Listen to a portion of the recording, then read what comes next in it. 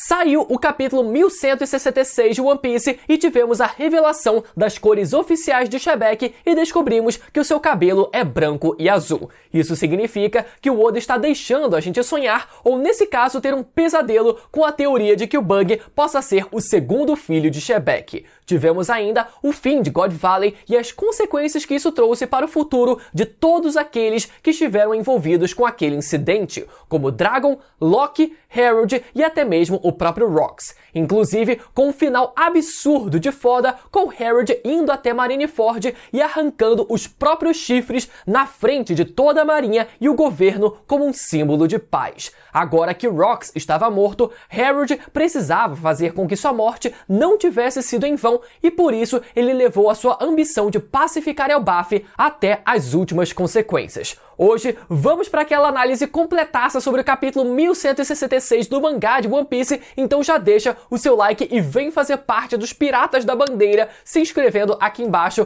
com o sininho ativado para ficar por dentro de tudo sobre o universo de One Piece e ainda ajudar a nossa jornada em direção ao primeiro 1.000.000 de tripulantes. Vamos lá! Uma das coisas mais comentadas essa semana não foi exatamente sobre o capítulo, mas sim sobre a capa da Shonen Jump dessa semana. Na capa, podemos ver a primeira imagem colorida oficial de Rox de Shebeck e com isso descobrimos as cores oficiais do seu cabelo, sendo metade branco e metade azul. Ou seja, metade do cabelo de Rox possui a exata mesma coloração dos cabelos de Bug, que também são azuis. Inclusive, galera, uma curiosidade que muita gente demorou para sacar. Aquelas pontas azuis no chapéu original do Bug não são parte do tecido do chapéu, mas sim parte do cabelo dele. Foi só no arco de Impel Down, quando ele aparece, sem o seu chapéu e com o cabelo azul amarrado, que a gente descobre que ele tinha o cabelo completamente azul.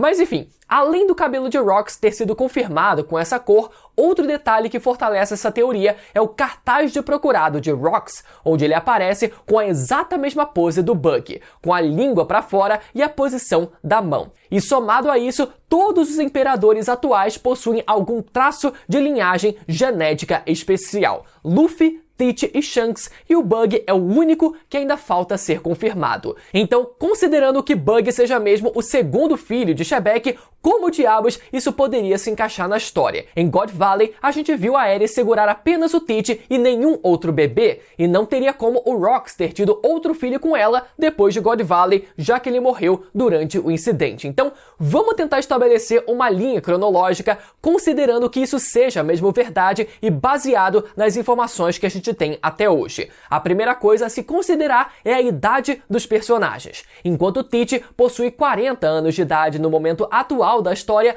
Bug possui 39 anos de idade. Então, de fato, Bug seria o segundo filho nessa história toda, com apenas 1 ano de diferença entre o primeiro e o segundo filho. Então, se Bug é o segundo filho de Rox, a gente tem algumas possibilidades aqui. A primeira delas é que Rox tenha tido um segundo filho com a Aerith logo depois de ter o primeiro. Mas se isso for verdade, faria sentido que Aerith estivesse protegendo os dois filhos dela durante o incidente de God Valley, tanto o Teach quanto o Bug. Então essa teoria só faz sentido se a gente considerar que algo aconteceu com o Bug durante esse tempo antes do incidente de God Valley. No caso, o Bug ter sido separado da mãe ou qualquer coisa do tipo. Mas mesmo assim, caso isso fosse verdade, faria sentido que tanto Rox quanto a Aerith tivessem pelo menos mencionado a existência dessa segunda criança. Então esse ponto dificulta um pouco essa teoria. Já a segunda possibilidade é que Rox tenha metido um filho em outra mulher logo depois de ter tido o primeiro com a Aerith. Essa é uma possibilidade mais remota, já que o Rox amava tanto a Aerith que ele não tinha mais olhos nem mesmo para a Shaq ou qualquer outra mulher.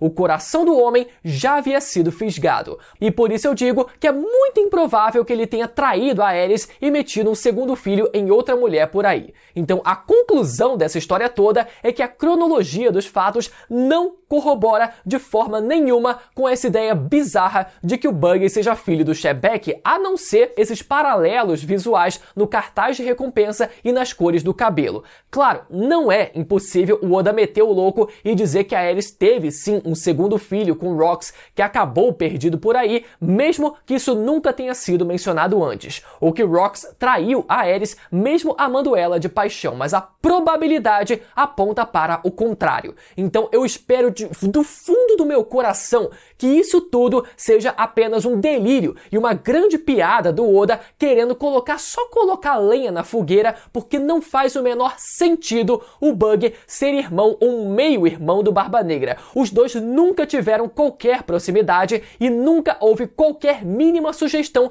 de que eles pudessem ter algum grau de parentesco. Então fazer isso na reta final da história, esse retcon absurdo, seria uma loucura completa e eu espero que o Oda só esteja brincando com a gente e nunca chegue a confirmar que isso seja mesmo verdade e isso fique marcado como um grande delírio dos fãs. Bom, agora sim, adentrando no capítulo, começamos o capítulo 1166 com o corpo de Rox caído e estirado no chão, agora de volta na sua forma humana. No capítulo passado, ele recebe o golpe combinado de Roger e Garp e parece que o corpo dele estava sendo exorcizado, com partes do corpo dele desaparecendo, e a impressão que muita gente pode ter tido é que o corpo dele seria completamente desintegrado mesmo. Mas não, o que Roger e Garp fizeram foi negar o controle de Imo sobre o corpo de Rox, trazendo ele de volta para a forma humana. E agora vemos tanto Rox caído no chão, quanto Roger e Garp que ficaram com as suas energias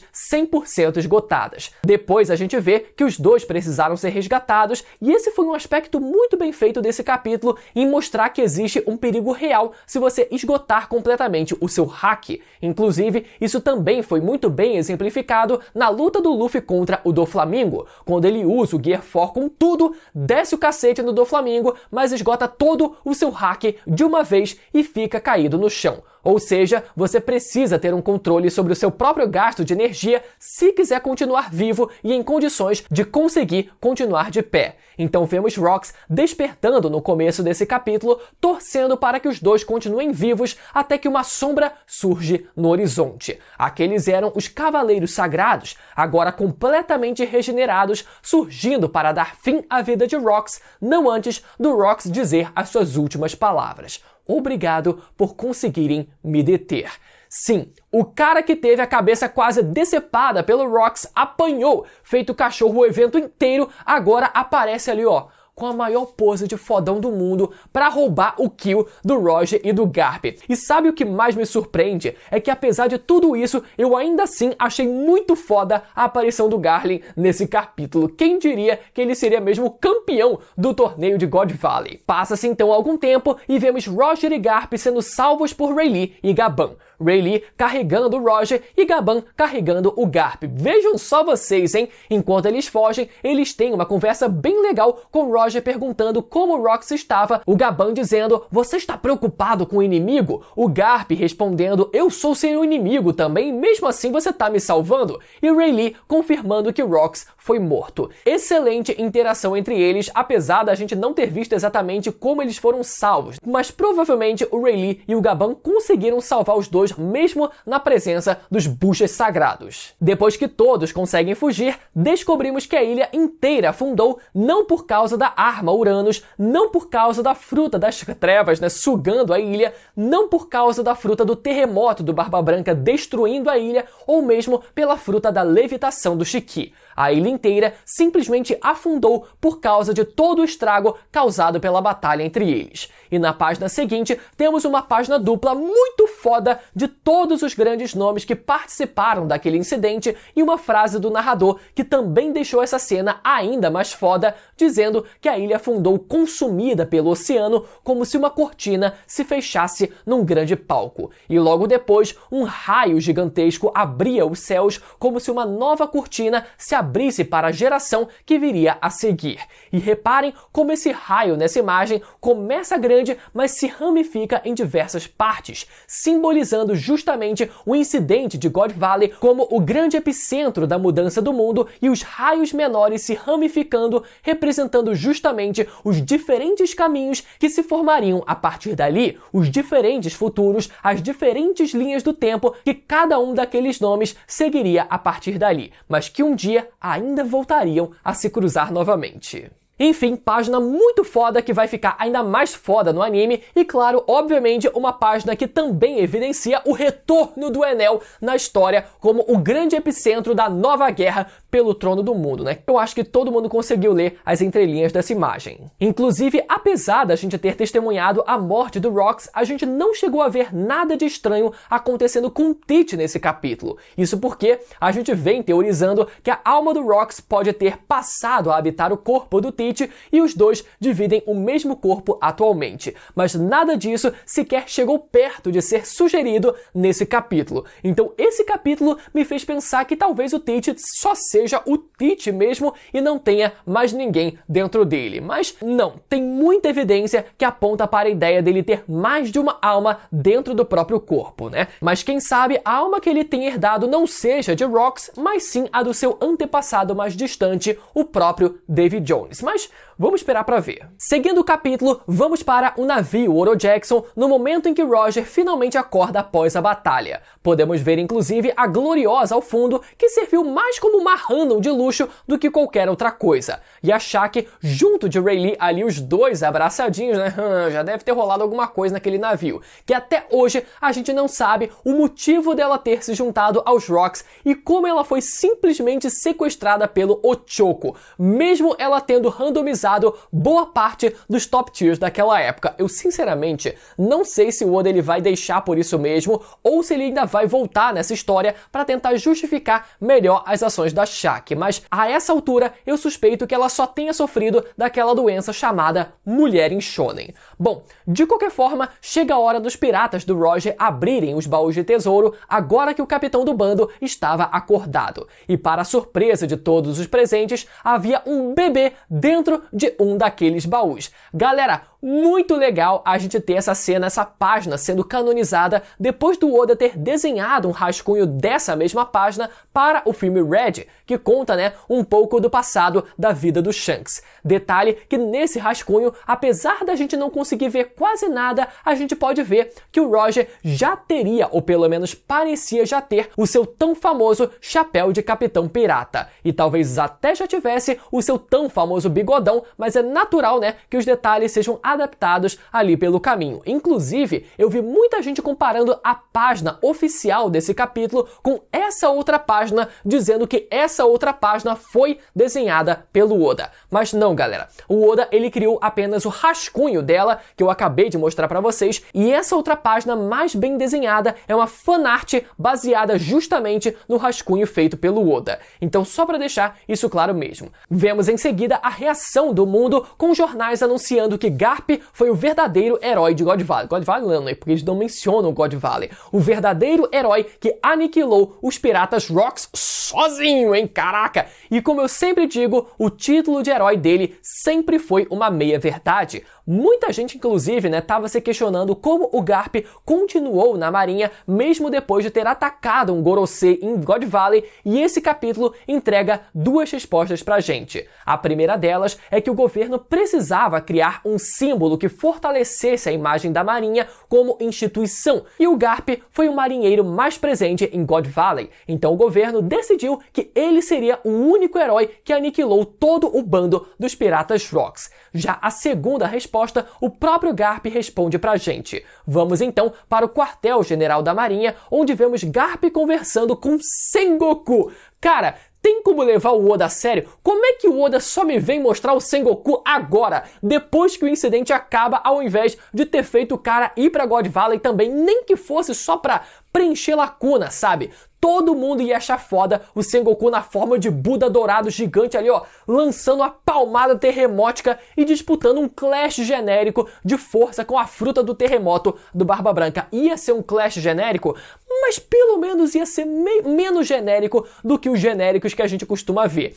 Enfim, galera, os dois têm uma conversa muito legal com o Garp putaço com o que foi noticiado nos jornais e o Sengoku dizendo que se o alto escalão do governo fizesse algo que parecesse absurdo, ele simplesmente fecharia os olhos para isso, como estava acontecendo naquele momento. O Garp fica puto com isso, os dois até caem na porrada, mas o Sengoku explica que não é por ele concordar com a corrupção, mas sim porque ele não tinha uma patente autossuficiente para fazer qualquer coisa para mudar o sistema, que não adianta um cachorro ficar latindo lá da parte de baixo de uma colina. Tudo bem que mesmo como almirante de frota, ele também não pareceu fazer grandes mudanças na instituição, mas foi interessante ver como essa fala do Sengoku reflete justamente nas ações que ele tomou em relação ao LoL e o Rocinante lá no futuro, por exemplo. Naquela circunstância, o Sengoku também fechou os seus olhos para o que estava acontecendo. Na verdade, ele literalmente fechou os olhos para poder chorar.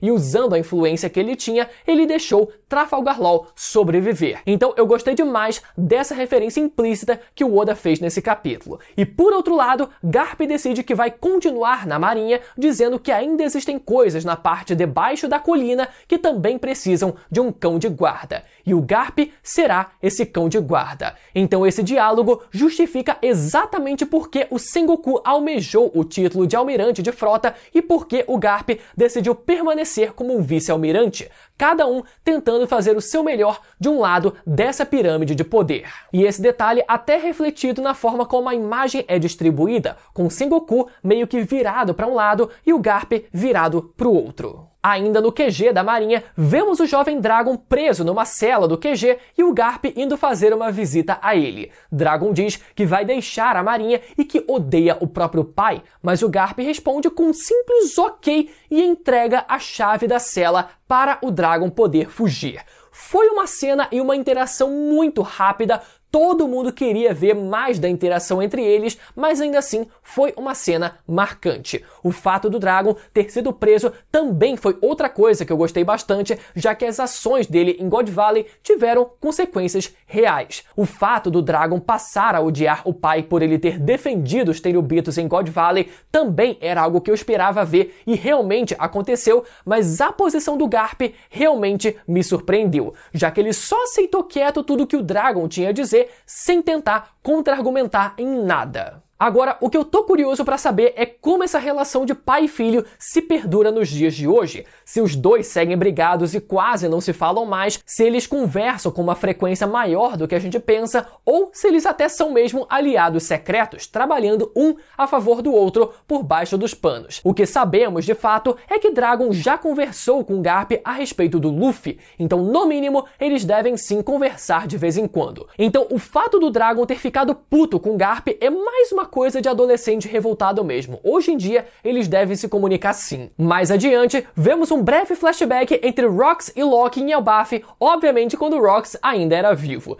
É engraçado ver como Loki pede incessantemente para entrar no bando dos Rox e o Rox sempre recusa a oferta. E por outro lado, o Rox pede incessantemente também para que Harold entre no seu bando e o Harold sempre recusa. O filho quer fazer parte dos Rox a todo custo e o pai não quer fazer parte dos Rox de jeito nenhum. Durante a conversa, Loki comenta que acredita que Rox seja Nika, o guerreiro que vai trazer a destruição do mundo com um sorriso no rosto, mas Rox comenta que não pretende destruir nada. A única coisa que ele deseja é tomar o mundo para si e que se existe alguém com o poder de destruir o mundo, esse alguém era o Harold e a raça dos gigantes. Então é sempre bom, galera, e eu gosto muito de ver essas diferentes perspectivas dos personagens sobre quem será o novo Nika ou quem será o novo Joy Boy, porque cada um acredita numa coisa e é isso que torna o universo de One Piece tão rico e faz com que esse debate específico sobre predestinação se torne algo interessante.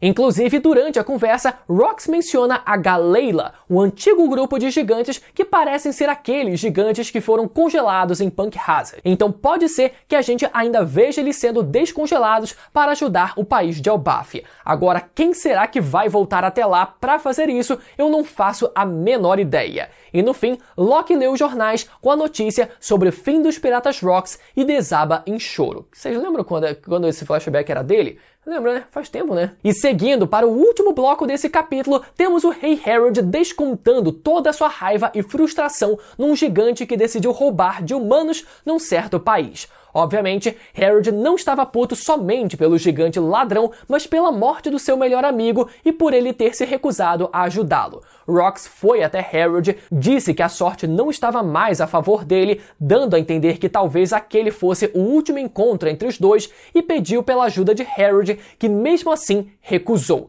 E por isso, Rox acabou sendo morto. Mas a parte mais incrível desse capítulo foi ter visto o quão longe vai a determinação de Harold pelos seus ideais. Agora que Rox havia sido morto, Harold teria que ir até o fim para provar que a sua ambição de tentar se filiar ao governo estava certa. Harold precisava fazer com que a morte de Rox, o seu melhor amigo, não tivesse sido em vão. Então ele passa em Elbaf para se despedir dos seus dois filhos e dizer que deseja que eles se deem bem e trabalhem juntos pelo bem de Elbaf a partir do momento em que ele não estiver mais presente, e depois disso parte para Marineford. Harold invade o QG da Marinha, mesmo sem autorização do governo para atracar na ilha, chama a atenção do alto escalão da Marinha e do governo e, de repente, arranca os próprios chifres. Permitam-me reparar os pecados dos últimos 1000 anos. Peço perdão por qualquer erro que os gigantes tenham cometido. As crianças de Elbaf estão sendo criadas para viver sem machucar ninguém. Então um dia eles poderão andar lado a lado com os humanos. Eu farei de tudo para provar nosso completo comprometimento com a paz. Eu farei de tudo para compensar nossos pecados, mesmo que eu tenha que me tornar um escravo. E o capítulo termina com os olhos de Imo surgindo no último quadro. Galera, muito foda ver o nível da determinação do Harold. Ele realmente apostou tudo na própria ambição para provar que a morte do Rox não havia sido em vão. E ainda tinha canalha, né, chamando esse homem de lobo em pele de cordeiro. Não vou esquecer de vocês jamais. Agora, a única coisa que eu senti falta nessa última página foi ter visto, de fato, o alto escalão da Marinha e do governo testemunhando esse feito do Harold. Porque além de Imo, só tinha marinheiro random prestando atenção, né? Então dava pra ter rolado uma cena de todo...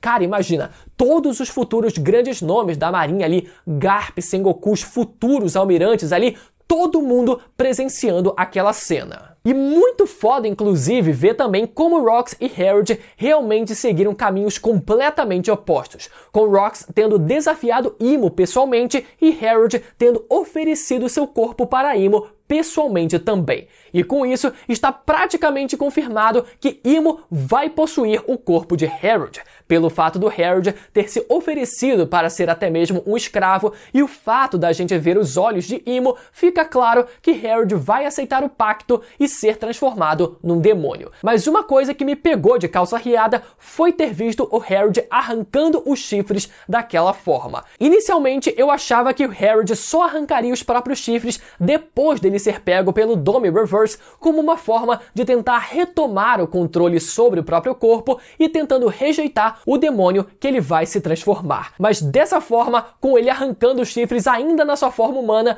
também foi igualmente incrível. E com Harold sendo transformado num demônio, fica claro o que aconteceu com Loki. Ele precisou matar o próprio pai, mas nunca revelou para o mundo que ele havia sido possuído. Afinal, provavelmente ninguém entenderia. Loki preferiu manter a integridade e a imagem de pacifista que o seu pai lutou para construir e saiu como grande vilão dessa história. Puta que pariu, o desfecho parece que vai ser esse, ou pelo menos vai seguir nessa linha. Não sei se vai ter mais alguma grande reviravolta, mas tudo indica que vai ser dessa forma mesmo, né? A gente começou com o Loki, na verdade começou com o Harold, entrou na história do Loki, partiu para a história dos Rocks, dos Piratas Rocks e do Shebeck, e agora a gente conseguiu fazer esse contorno, né? Voltando para a história do Harold e finalizando com o Loki. Então todo esse círculo vai ser encerrado daqui a pouco. branco, galera. Se você ficou até o final e gostou desse vídeo, lembra de conferir o seu like e a sua inscrição nesse canal para não perder os próximos vídeos. E caso você tenha perdido, é só conferir os que vão aparecer na tela agora para você ir lá assistir, beleza? Até a próxima, tchau!